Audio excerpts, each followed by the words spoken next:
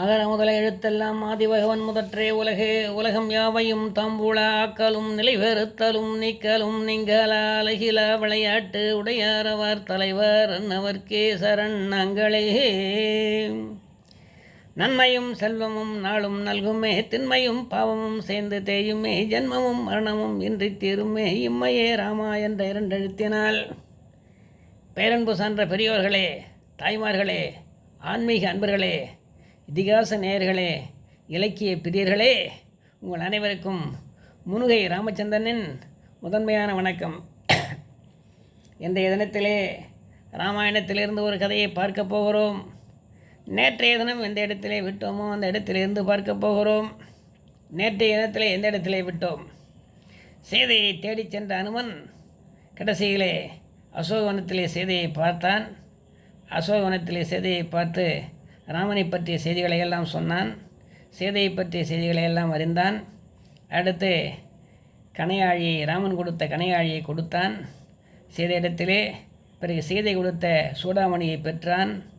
அதற்கடுத்து சீதையிடத்திலே விடைபெற்று கொண்டு நான் ராமனிடத்திலே செல்கிறேன் என்று சொல்லிவிட்டு புறப்பட்டான்.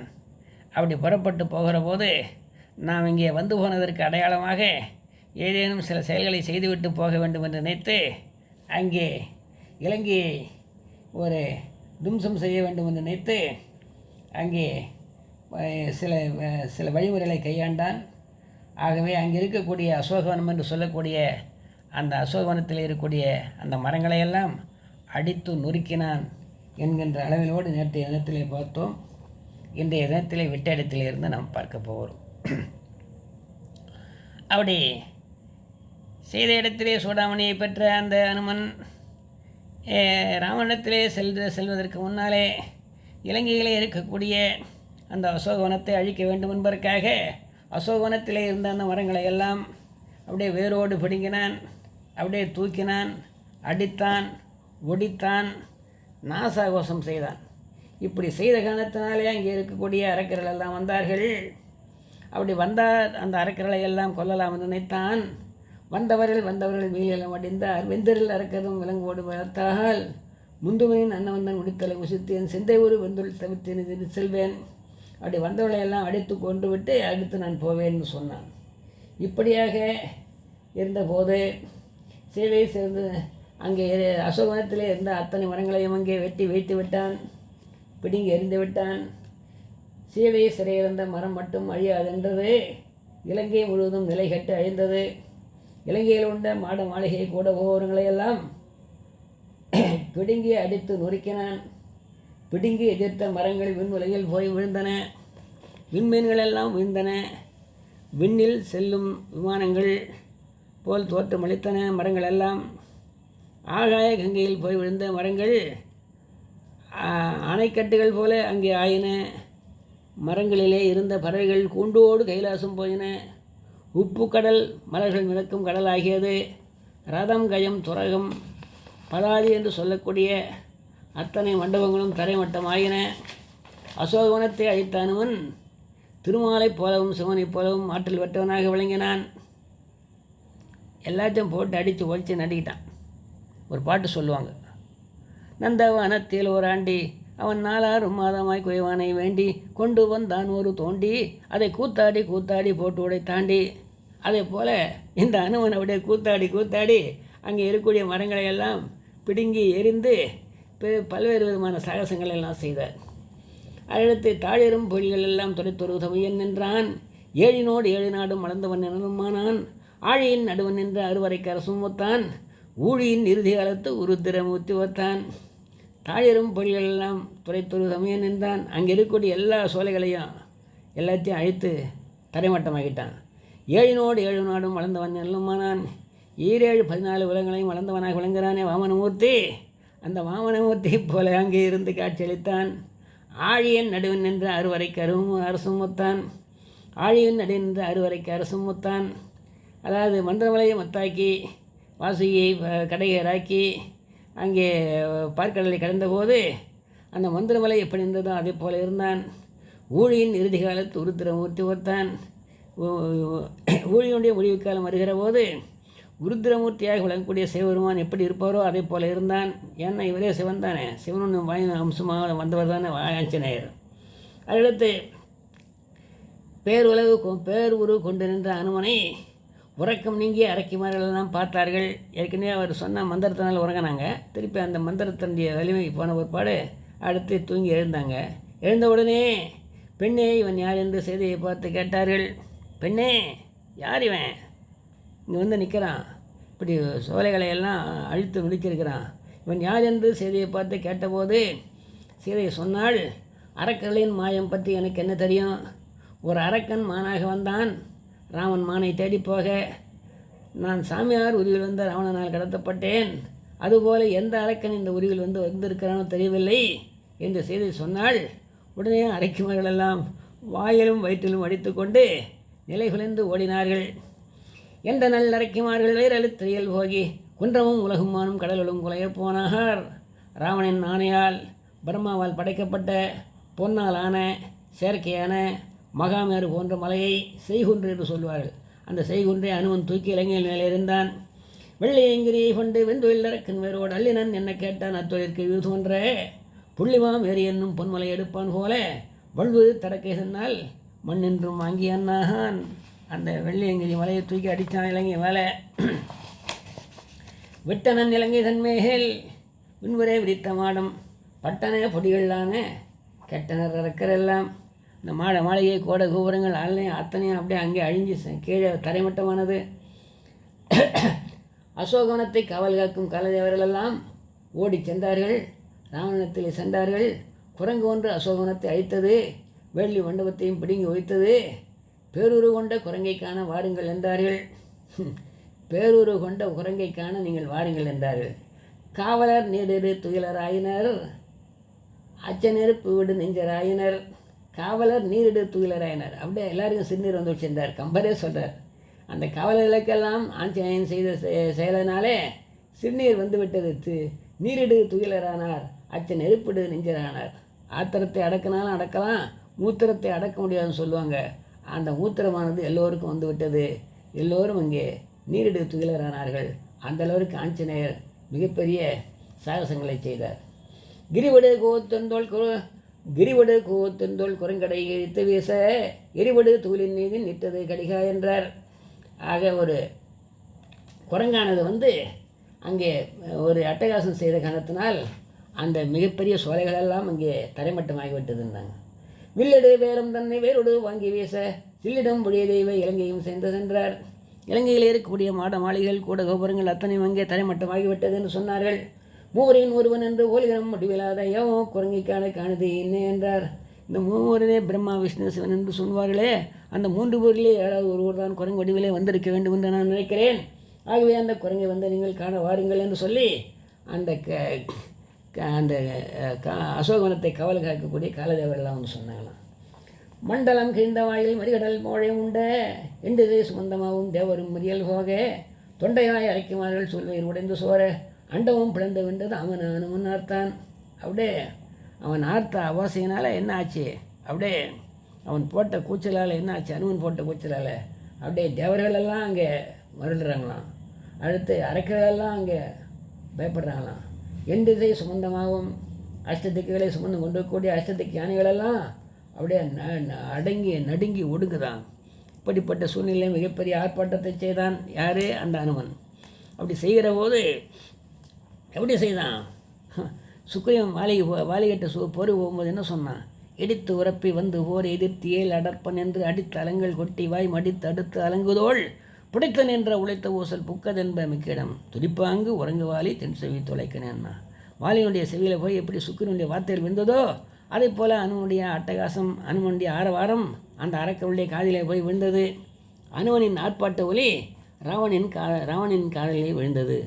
என்னை எதிர்ப்பவர்கள் யாரேனும் உண்டா என்று ஆர்ப்பாட்ட போர்ப்பாட்டு பாடினாகான். 20 செவியினோடும் விழுந்த ஓசை.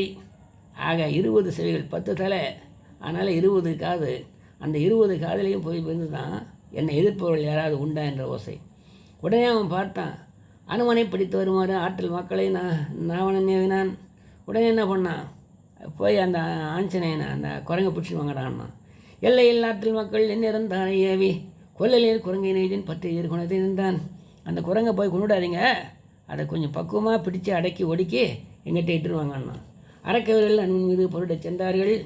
சக்கரம் உலக்கை கண்டு தாரை வாழ் பரிசம் சங்கு முட்கரம் முசுண்டு பிண்டி பாலம் வேல் சூலம் முட்கோல் பொன்கர குலிசம் பாசம் போர்மொழி எழுவாள் குந்தம் வீழ்கடன் கனை வெட்டேறு கழுக்கடை எழுக்கள் முன்ன. ஆக இப்படிப்பட்ட ஆயுதங்களையெல்லாம் எடுத்து கொண்டு போகிறாங்க. யார் இடத்துல அனுமன் போடுறதுக்காக அரக்கர்கள். முன்னின்றார் முதுகுதீய பின்னென்றார் முடுகுகின்றார். முன்னின்றார் முதுகுதீய பின்னென்றார் முடுகுகின்றார். தள்ளுப்பா தள்ளுப்பா தள்ளுப்பா தள்ளுப்பா போப்பா போப்பா போப்பா போப்போன்னு அப்படி தள்ளிட்டு போகிறாங்களாம். அந்தளவுக்கு நெருக்கமான அரக்கர்கள், மிக ஆயிரக்கணக்கான கோடிக்கணக்கான அரக்கர்களெல்லாம் அங்கே இருந்து புறப்பட்டு அனுமன் முன்னெதிரிலே போகிறாங்களாம். அசோகவனத்தை நோக்கி ராவணின் படை வந்தது. அரக்க வீரர்கள் வரை கண்டு அனுமன் இங்கே மகிழ்ந்தான். ஆஹா, இவ்வளோ பேர் வந்துருக்காங்க, ரொம்ப சந்தோஷம், அத்தனை பேரையும் அடிச்சு வைக்கலான்னு நான் சந்தோஷப்படுறானா. கைலையின் மலையென நின்றான் அனைவர் வருதொழில் கண்டான். அனுமனை பிடிக்க அரக்கர்கள் ஒன்று திரண்டார்கள். நிறைகடல் கடையும் நெடுந்தாள் மலையென நடுவன் நின்றான். ஆக பாற்கடலை கடந்த போது எப்படி அந்த கடலுக்கு மத்தியில் மந்திரமலை நின்றதோ அதே போல் அங்கே நிற்கிறானா அரக்கர்கள் மத்தியில் யார்? அனுமன். வீரர்கள் படைக்கலங்களை ஏமாந்த அரக்கர்களின் ஆயுதங்களை அனுமன் ஒரு மரம் கொண்டு தடுத்தான். எத்தனை ஆயுதங்களை போட்டாலும் சரி, ஒரு மரத்தினால் தடுக்கிறான், எல்லாம் அங்கே விழுந்து போகுது. அறுவரையை நிறைய விழும்பேர் அசனையும் மசையை அறைந்தான். உயிர் உரை விசையை நெறிந்தான் உடலோடு உலகு துறந்தார். எடுத்து அந்த மரத்தின் மூலமாக எடுத்து அடிக்கிறானா. அடித்தவங்களாம் போனவங்களாம் அங்கங்கே போய் விழுந்து உடல் நெசுங்கி அங்கே சாகிறார்கள். பற்றித்தாளோடு தோல்வரித்து ஒழிந்தனன் கொற்ற வலடை கொடுந்தொழில் அறக்கரை அடங்க சுற்றி வீசனன் பம்பரம் ஆமனை சுட்டான். அப்படியே நூலில் பம்பரத்தை கட்டி அப்படியே விடுறது போல் இந்த வாலிலே அவங்க அரக்கர்களை எல்லாம் கட்டி அப்படியே தூக்கி அடிக்கிறானா. அத்தனை பேரும் போய் அங்கே மலைகளிலே சோர்களிலே மண்டபங்களிலே போய் மோதி இறக்குறாங்களாம். தாள்களால் பலர், தோள்களால் பலர், கோள்களால் பலர், தம் வாள்களால் பலர் மடிந்தனர். அத்தனை பேரும் அப்படியெல்லாம் இறக்குறாங்க. ஈர்க்கப்பட்டனர், பேர்க்கப்பட்டனர், ஆர்க்கப்பட்டனர், பார்க்கப்பட்டனர். யாரால? அனுமனால் பார்க்கப்பட்டு அத்தனை பேரும். எப்படி மன்மதன் பானம் போட்டபோது சிவபெருமான் கோபமாக பார்த்தான். சிவபெருமான் பார்த்த பார்வையினாலே மன்மதன் இருந்து சாம்பலானான். அந்த சிவபெருமான் தானே வாயு வம்சமும் சேர்ந்து இங்கே ஆஞ்சநேயனை வந்திருக்கிறார். அதனால் இங்கே பார்த்த பார்வைகளே கொடுக்கின்ற அடிகளே அரைக்கர்களெல்லாம் அங்கே அழிந்து விடுகிறார்கள். ஓடிக்கொண்டனன், கூடிக்கொண்டனன், சாடிக்கொண்டனன், தேடிக்கொண்டனன். ஓடி போய் அடித்தான், கூடி கொள்கிறான், சாடி கொள்கிறான், எங்கே இருக்கிறாங்கன்னு தேடி தேடி கொள்கிறான் ஆஞ்சநேயன். தன்னை முட்டியவர்களை முட்டினான், நெருங்கி வந்தோரை நெருக்கினான், தன்னை கட்ட வந்தவர்களை கட்டினான், தன்னை தட்டியவர்களை அவர்கள் இறக்கும் வரை தட்டினான். இப்படியெல்லாம் அவன் பண்ணான். முட்டினார் பட முட்டினான், கிட்டினார் பட கெட்டினான், கட்டினார் பட கட்டினான், தட்டினார் பட தட்டினான். தலை ஒடிந்தட, நிலை ஒடிந்தட, சிலை ஒடிந்தட, கலை ஒடிந்தட, அடித்தனன் அரக்கர்கள் கலங்க. அத்தனை பேரும் கலங்கி போடுற மாதிரி அங்கே ஆஞ்சநேயன் மிகப்பெரிய போரிட்டு விட்டுறான். கரதளத்தினும் காலினும் வாலினும் கருவே நிறுதறிந்திரு திடு கரும்பு ஆனார். கரத்திலேயும் காலாலையும் வாளாலையும் சுட்டி சுட்டி சுட்டி சுட்டி அடிக்கிறானா. அந்த அரக்கரெல்லாம் என்ன பண்ணாங்களாம், எந்திரத்திலே விட்ட கரும்பு எப்படி சாறு பொழியப்பட்டு சக்கையாக வந்து விழுதோ அதே போல் உடலில் இருந்து உயிரற்று அப்படியே பிணமாக வந்து விடுறாங்களாம். ஆக இப்படிப்பட்ட மிகப்பெரிய போரை ஆஞ்சநேயர் அங்கே செய்து கொண்டிருக்கிறார். தறியலாம் உடல், உரியலாம் உடல், கரியலாம் உடல், திருவலாம் உடல். தறி என்று சொன்னால் சோலைகளெல்லாம் அங்கே உடலாக இருக்குதான். எங்கே பார்த்தாலும் உடல் உருவாகவே இருக்குதான். எங்கே பார்த்தாலும் உடல் கூட்டமாகவே இருக்குதான். தெருவில் எல்லாம் பார்த்தாலும் அங்கே அரக்கனுடைய உடல்கள் இருக்குதான். மேகம் ஒத்தனர் மாறுதி வெய்யவன் ஒத்தாகன். மேகத்துக்கு அண்டத்திலே இருக்கக்கூடிய சூரியனைப் போல அங்கே அரக்கர்களுக்கு மத்தியிலே அங்கே ஆஞ்சநேயர் காட்சியளிக்கிறார். கடல் நிகர்த்தனர் மாருதி மந்திரம் ஒத்தாகன். உரகர் ஒத்தனர் அனுமனும் கருடன் ஒத்தான். ஆயிரக்கணக்கான பாம்புகளுக்கு மத்தியிலே ஒரு கருடன் எப்படி இருக்குமோ அதே போல் அந்த அரக்கர்கள் மத்தியிலே ஆஞ்சநேயர் இருக்கிறார். ஆனை ஒத்தனர் ஆளறி ஒத்தனன் அனுமான். ஆணையை போல அவர்களெல்லாம் இருக்க அந்த ஆணைகளுக்கு இந்த மத்தியில் இருக்கக்கூடிய சிங்கத்தை போல அங்கே ஆஞ்சநேயன் காட்சியளிக்கிறான். ஆறுகோல் வரும் குருதி சாற்றிலே அனுமன் நின்றான். அப்படியே அத்தனை பேரையும் அடித்து நொறுக்குவதால், உடலிலே இருந்து உயிர் போவதால், உடலிலே காயம் ஏற்படுவதால், உடலிலிருந்து வரக்கூடிய இரத்தமானது அப்படியே ஆறு போல் வருதான். அந்த ஆறு போல் வரக்கூடிய அந்த குருதி சாற்றிலே அப்படியே நிற்கிறானா யார்? ஆஞ்சநேயர். அசோகவனத்திலே அசோகவனமாகிய நந்தவனத்தை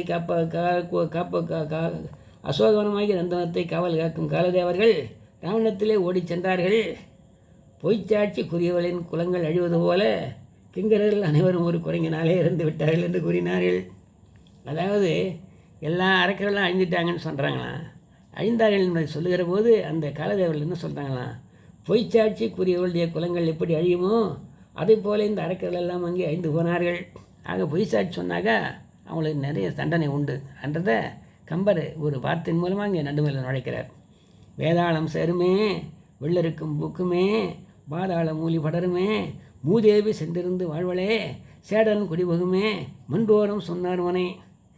நீதிமன்றத்தில் ஏறி பொய் சாட்சி சொல்கிற வீட்டில் வேதாளம் பூக்கும், வெள்ளருக்கும் காய்க்கும், பாதாள மூலி என்று சொல்லக்கூடிய அந்த செடி வளரும், மூதேவி எப்பவும் பர்மனெண்ட்டாக இருப்பா, சேடன் குடிமகமே, சேடன் என்று சொன்னால் பாம்பு, அந்த பாம்பு அடிக்கடி வந்து போயிட்டே இருக்குமா யாரோட வீட்டில், மன்றோரம் சொன்னார் மனை, நீதிமன்றத்திலே பொய்ச்சாட்சி சொன்ன மனை.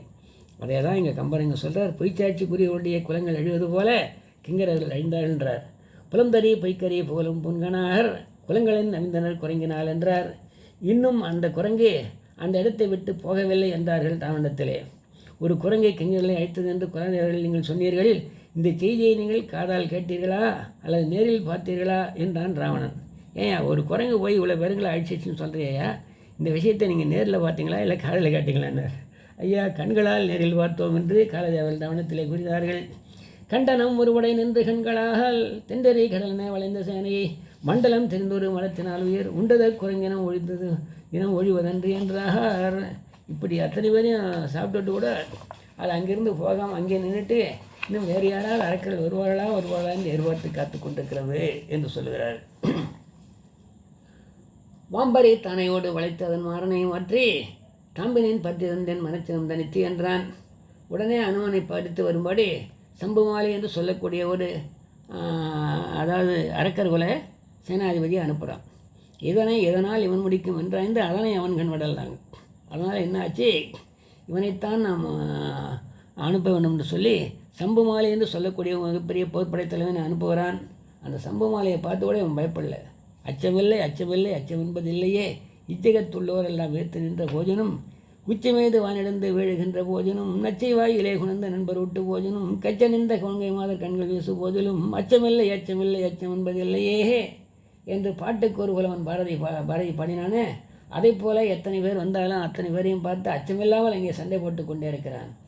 10,000 தேர், 20,000 யானை, 40,000 குதிரை, 80,000 பதாதி காலாட்படை அனுமனை எதிர்க்க சம்புமாலி தலைமையிலே புறப்பட்டார்கள்.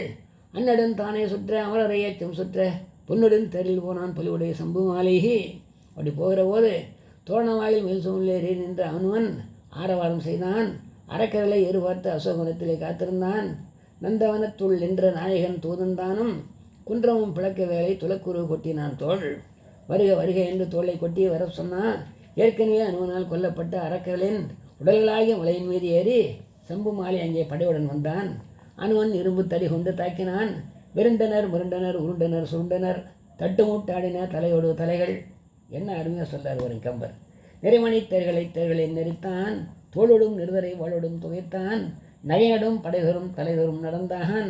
தன்னிடம் விலை கொடுத்து இன்பத்தை அனுபவிக்க வரும் யாரேனும் வருவார்களா என்று ஆலை ஏறுவார் தலையும் வேசைகளைப் போல அனுமன் தன்னிடம் போரிட யாரேனும் வருவார்களா என்று ஏறுவார் தலைந்து சேர்ந்து கொண்டிருந்தான். அத்தனை பேரையும் அங்கே அடித்து துவைச்சிட்றான். தவிச்சிட்டு அப்படியே ஒரு மரக்கிளையில் உட்காந்துக்கிட்டு இன்னும் யாருன்னா வருவாங்களான்னு எதிர்பார்த்துருக்கிறான். வருமுலை உழைக்கன வைத்தனர் வழங்கும் தெரிவையர் மனமன கரங்கன தெரிந்தான். அடுத்து அனுமன் சம்புமாலி இருவருக்கும் அங்கே யுத்தம் ஏற்பட்டது. நேருக்கு நேர் மோதிக்கொண்டார்கள். சம்புமாலை தன் தோளில் இருந்தபடி அம்புகளை அனுமன் மீது ஏவினான். அனுமன் உடனே சம்புமாலையின் தேரில் உள்ளே புகுந்து சம்புமாலையின் கையில் உள்ள வில்லை பிடுங்கி அந்த வில்லை சம்புமாலையின் கழுத்திலே இட்டு வலித்தான்.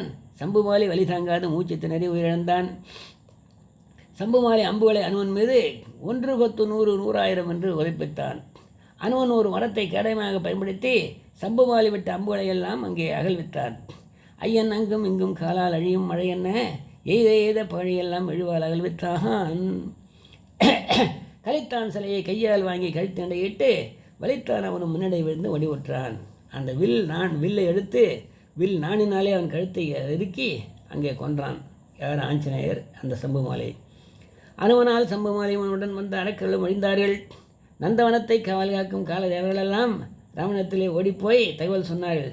சம்புமாலையும் அரக்கர்களும் மீதமின்றி அனுமனால் அழிந்ததை சொன்னார்கள். ராவணன் உடனே கொதித்தெழுந்தான். அந்த குரங்கை நானே விரைவாக சென்று பிடிப்பேன் என்று கூறினான்.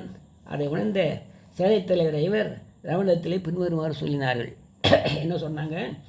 சொன்ன குரங்கை யானையை பிடிப்பன் கடித்து தொடர்ந்து என்றான். அன்னது உடந்த சேனை தலைவர் இவர் அறிவித்தார். அப்போது ஐந்து சேனாதிபதிகள் அங்கே வந்தாங்க. வந்த உடனே ராவணங்கிட்ட என்ன சொன்னாங்க? என்னங்க, அந்த குரங்கை போய் பிடிப்பதற்கு நீங்கள் போகணுமா? குரங்கை பிடிப்பதற்கு நீங்கள் போகணுமா? நாங்கள் போகணும் ஆவாதா? பஞ்சசேனாதிபதிகள் ஐவரும் தம்மை ஏவுமாறு வேண்ட ராவணன் இசைந்தான். பஞ்சசேனாதிபதிகள் அனுமன் இருக்கும் அசோகவனம் நோக்கி புறப்பட்டார்கள். விருவாட்சன், பூவாசன், தூர்த்தன், பிரகாசன், பாசக்கர்ணன் ஆகிய 5 பேர் புறப்பட்டார்கள். ராவணேஸ்வரரே, நீங்கள் குரங்குடன் போரிடச் செல்வது ஒரு கருடன் ஒரு கொசுவுடன் போரிடச் செல்வதைப் போல வைக்கும். ஆகவே ஒரு கொசுவிடத்தில் கருடன் எப்படி ஒரு கொசுவிடத்தில் கருடன் போருக்கு போகிற மாதிரி அந்த குரங்கிடத்தில் நீங்கள் போகாதீங்க, நாங்கள் போகிறோன்னாங்க. அஷ்டதிக்கு யானைகளும் கையிலை வளையும் மும்மூர்த்திகளும் நிலம் செய்து சிரிப்பார்கள். ஆதலால் எங்களை அனுப்புங்கள் என கூறினார்கள். ராவணனும் அனுமதி தந்தான். ரதம், கயம், துரகம், பதாதியுடன் 5 பஞ்ச சேனாதிபதிகளும் புறப்பட்டார்கள். மும்மூர்த்திகளின் ஆயுதமோ இந்திரனின் வஜ்ராயுதமோ வருணனின் பாசம் என்னும் கயிறோ எவனுடைய தண்டாயுதமாகிய இந்த பஞ்ச சேனாதிபதிகளின் உடலை தாங்கி ஒரு சிறிய வலுவை கூட ஏற்படுத்த முடியாதபடி வலிமையான தோல் படைத்தவனாக அவர்கள் விளங்கினார்கள். 4 வகை சேனைகள் சென்றபோது வழியெல்லாம் ஆறாகி சேராகி நீராகி பிறகு வீராகின. 6 செய்தன ஆணையின் மதங்கள் அவ்வாற்றை சேறு செய்தன தேர்களின் சொல்லி அச்சேற்றை நீர் செய்தன பறவையின் குரம் மற்ற நீற்றை வீறு செய்தன பரிக்கலின மாவெளாழி. அரக்க வீரரே அவர்கள் சுத்தத்தால் தடுத்தார்கள். குரங்கிடம் சென்றவர்கள் யாரும் மேலே வரவில்லை. எனவே போகாதீர்கள் என தடுத்தார்கள். ஆனால் அதனையும் மீறி அவர்கள் அனுமனுடன் போரிடச் சென்றார்கள். மக்கள், தாயார், மடந்தைமார் மற்ற யாவரும் தடுத்தனர். புக்கு மிண்டிலர் ஒருவரும் என்று அழுது புலம்பினர். 5வரும் பெரும்போதம் ஓர் 5ம் ஒத்தமைந்தும் காலனை காலினில் கட்டும் வன்மையர் காலனை காலினால் உதைக்கும் திண்மையர் கொலைத்தொழில் செய்யும் கலைகளை கற்றவர். அப்படிப்பட்டவர்களாக விளங்கக்கூடிய அந்த பஞ்ச சேனாதிபதிகளும் அங்கே போய் அனுமனிடத்திலே போய் போரிட்டு அத்தனை பேரும் அங்கே விழுந்தார்கள். ஐயனும் அவன் நிலையை அவன் நோக்கினான். சுற்றுரை நோக்கினான், தோளை நோக்கினான். அனுமன் பேரூரு எடுத்தான். அரக்கர்கள் ஆயுதம் பலவற்றை செலுத்தினார்கள். மாயிறு நடுவரை வாங்கி மண்ணிலிட்டு 1000 தெருவட அரைக்குமால் அழித்து 1000 கழித்தை ஓர் மரத்தினால் அடித்து ஏயனும் மாத்திரத்து 8 முற்றுமால். தெருவிலே இரத்த ஆறு ஓடியது. ஊரிலே வெங்குருதி ஆறு ஈர்ப்பு ஓடின. அனுமன் 7 எனப்படும் இரும்பு தடியால் அரக்கரை கொன்று குவித்தான். மழை எனப் பொலிந்தோளிர் எழிவினால் அரக்கர் குழுவினை கிளம்பட கொண்டு நீக்கினான். வலம் தரு தோழவர் 5வரும் வந்தார். எடுத்து ஒருவன் தன்னை விண்ணில் எறிந்தான். பாய்ந்தவன் மேலுடன் மாருதி பாய்ந்தான். 5வரும் உழந்ததை அனைவரும் கண்டார்கள். பஞ்ச சேனாதிபதிகள் அழிந்தார்கள். தன்னுடன் போர் செய்ய யாரும் இல்லாததால் சோம்பல் கொண்டு அங்கேயே இருக்கிற அந்த குரங்கு என்ற தகவலை அசோகவனத்தை காவல் காக்கும் காலதேவர்கள் ராவணனுக்கு தெரிவித்தார்கள். தானையும் விளந்தது. 5 தலைவரும் சமைந்தார். தாக்க யானையரும் இன்மை சோம்பு இருந்தத குரங்கள். இன்னும் யாருமே சண்டை வராது இருக்கிறாங்களே, இப்படி கொஞ்சம் பேர் வந்து சண்டை போட்டுட்டு விட்டுறாங்களே, என்னுடைய தோல்வலியை முழுவதையாக பார்ப்பதற்கு இன்னும் நிறைய பேர் வரலையேன்னு சோம்பலாக அந்த குரங்கு உட்காந்துருக்குது என்று அந்த காலதேவர்கள் அந்த அசோகவனத்தை காவலாகக்கூடிய காலதேவர்கள் சொன்னாங்களாம். உடனே ராவணனுடைய முதல் மனைவி மண்டோதரிக்கு பிறந்தவர்கள் இந்திரஜித்து, அக்ககுமாரன் ஆகிய 2. ராவணனின் 2வது மனைவி தானியமாலிக்கு பிறந்தவன் ஒரே மகன் அதிகாயன். ஆக அக்ககுமாரன் தந்தைக்கு தக்க குமாரன், பாசம் மிக்க குமாரன். அரக்கர் கோட்டை அழித்த அந்த குரங்கனை பிடிக்க இப்போது நானே செல்கிறேன் என்று கூறி ராவணன் புறப்பட தயாரானான். அப்போது ராவணனின் 2வது குமாரன் அக்ககுமாரன் ராவணனை எதிரிலே வந்து நின்றான். அனுமனாகிய ஒரு குரங்கிடம், நீங்கள் போர் செய்வது தகாத தந்தையே, என்னை அனுப்புங்கள் என்று அக்ககுமாரன் ராவணத்திலே கூறினான். அந்த குரங்கை வெல்ல எனக்கு ஒரு வாய்ப்பு தாருங்கள் என்றான். முக்கனான் ஊர்தி என்றேல் 3 உலக அடியின் தாவேன், ஒக்க ஊர் பறவை என்றேல் அவன் துயில் உரகம் என்றேல் திக்கையம் அலதேல் உன் குரங்கின் மேல் சேரி போகலாம் இக்கடன் அடியினேற்கு இது இருத்தல் கண்டான். ஏன்னா முக்கனானுடைய ஊர்தியாக விளங்கக்கூடிய அந்த நந்தி தேவன் மீது போட்டியிடப் போகிறாயா? 3 உலக அடியிலே அளந்தவனாக விளங்கக்கூடிய ஊர்தியாக விளங்கக்கூடிய அந்த கருடன் மீது போரிடப் போகிறாயா? அந்த திருமால் படுத்து ஒழுங்கக்கூடிய அந்த ஆதிசேஷன் மீது போரிடப் போகிறாயா? ஆக அஷ்டதிக்கு யானைகள் மீது போரிட போகிறாயா? இல்லையே, ஒரு குரங்கின் மேல் போரிடுவதற்காக நீங்களா போவது? இது மிகப்பெரிய அவமானம். ஆகவே நீங்கள் போகாதீர்கள். உங்களுடைய மகனாக விளங்கக்கூடிய அக்ககுமாரன் நான் போகிறேன். இந்திரனை பிடித்து வருவதற்காக என்னை அனுப்பாமல் அண்ணனை அனுப்பினீர்கள். அவன் இந்திரனை பிடித்து வந்து இந்திரஜித் என்று பெயரை வாங்கிவிட்டான். அப்போதே அந்த வாய்ப்பு எனக்கு தரவில்லை. இப்பொழுதாவது இந்த குரங்கை பிடித்து வரக்கூடிய வாய்ப்பு எனக்கு தருங்கள் என்று அக்ககுமாரன் போனான். அதனால் என்னாச்சு, சரி போயிட்டு வாடான்னு அக்ககுமாரனை ராவணன் அனுப்புகிறான். எண்டதை வெந்தனையை ஏவுதி என்னை என்றான். எய்தன் இமயாமுக்கன் ஈசனே என்ற போதும் வெய்தன் வென்று பற்றி தருகுவேன் முடியில் என்றான். ஆக யாராக இருந்தாலும் சரி அந்த குரங்கை அப்படியே பற்றி கொண்டு இங்கே வருகிறேன்னா, தூணில் தோன்றிய நரசிங்கம் ஆனாலும் பூமியை மீட்ட வராகமானாலும் என்னிடம் பொருளும் ஆற்றலின்றி அண்டத்தை கடந்து அப்பால் போகும் குரங்கை பிடித்து வராவிட்டால் எனக்கு நீங்கள் தண்டனை தருங்கள் என்று அக்ககுமாரன் ராவணத்தில் பேசினான். ஆகவே யாராக இருந்தாலும் சரி அந்த குரங்கை நான் பிடிச்சின்னு வரலன்னா எனக்கு தண்டனையை கொடுங்க.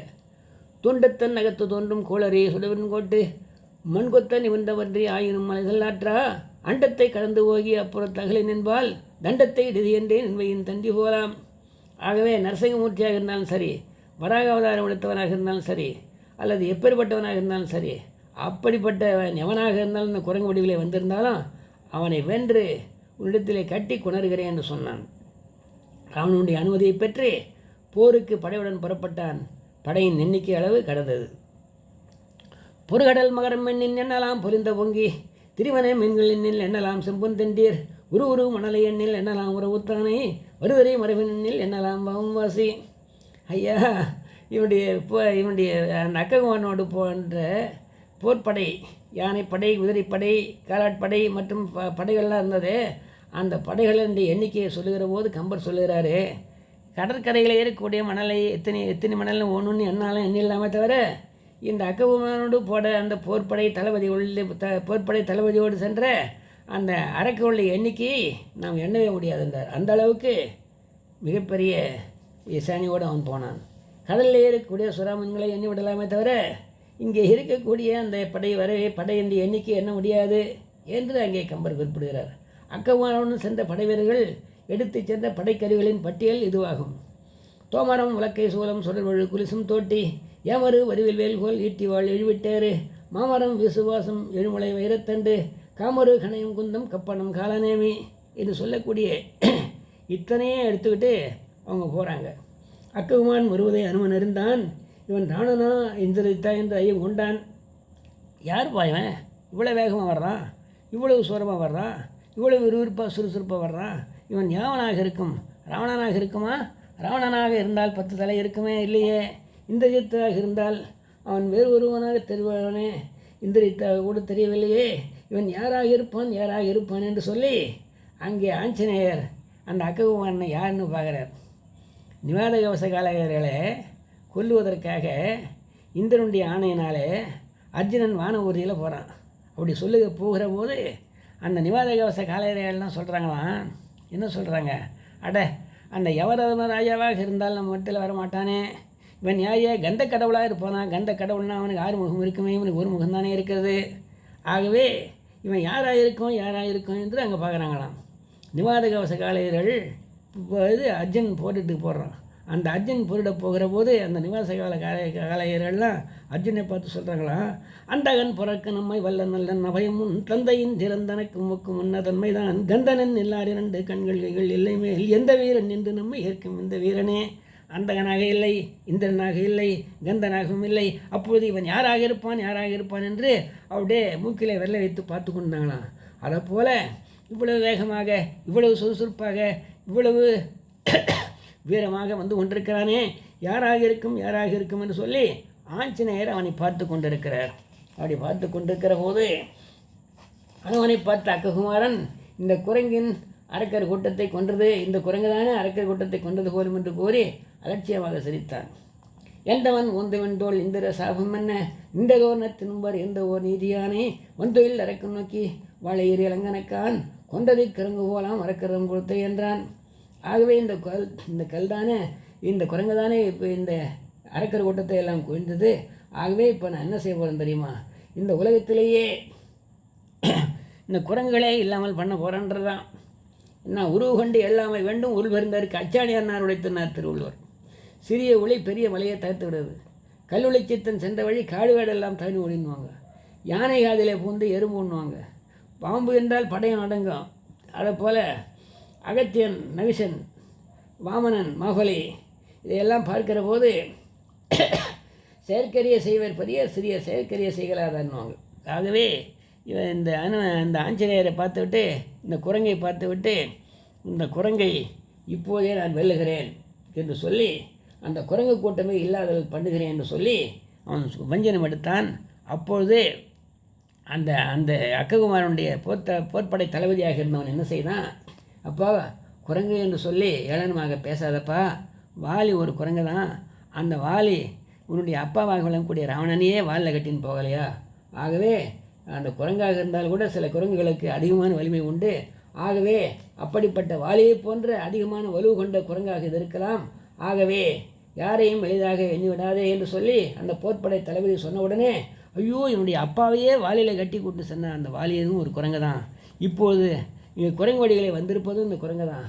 ஆகவே இந்த எப்பொழுது என்னுடைய அப்பாவையே வாலியில் கட்டி கொண்டு சொன்னதோ ஒரு குரங்கு, ஆகவே இந்த நாட்டிலே குரங்குகளே இல்லாத பண்ணி விடுகிறோம் என்று சொல்லி நான் அந்த குரங்குகளை இல்லாத பண்ணிடுறான். அக்ககுமாரன் வஞ்சனம் கொண்டான். குரங்கு இனம் என்ற ஒன்றையே உலகில் இல்லாதபடி கர்ப்பத்தில் உள்ள குரங்குகளை கூட அழிப்பு என்று சூழலை செய்தான். என்ன செய்தான்? பிடந்தரன் தனையமையான் அவ்வரை விளம்ப கேளா இடம்புவன் தனைய செய்த இதனோடு சீற்றும் மெஞ்சேன் தொடர்ந்து சென்று உலகம் ஒன்றும் துருவினன் ஒழிவராமல் கடந்தவன் குரங்கு என்று ஓதும் கருவையும் கிளைவேன் என்றான். குரங்கு என்கின்ற ஒரு விலங்கே இந்த ஊரில் உலகத்தில் இருக்குதுன்ற பேர் இல்லாதபடி மொத்தத்தை அழிச்சிடறேன் அப்படின்னு வஞ்சனம் கொண்டு அந்த அனுமனோடு போரிடச் சென்றான் அந்த அக்ககுமாரன் என்று சொல்லி அதையடுத்து அந்த அக்ககுமாரனுக்கும் அனுமனுக்கும் எப்படி போர் நடந்தது என்பதை பற்றி விளக்கமாக அடுத்த நாளிலே அடுத்த கதையிலே பார்க்கலாம் என்று சொல்லி உங்களிடமிருந்து விடைபெற்றுக் கொள்வது முனுகப்பட்டு ராமச்சந்திரன். முனுகப்பட்டு ராமச்சந்திரன் ஆகிய நான் உங்களுக்கெல்லாம் வைக்கின்ற ஒரே ஒரு வேண்டுகோள், ராமச்சந்திரன் முருகை என்கிற பெயரிலே நான் ஒரு யூடியூப் சேனலை பதிவு செய்திருக்கிறேன். அந்த யூடியூப் சேனலை சப்ஸ்கிரைப் செய்து அடியனை ஆசீர்வதிக்கும்படி கேட்டுக்கொள்கிறேன்.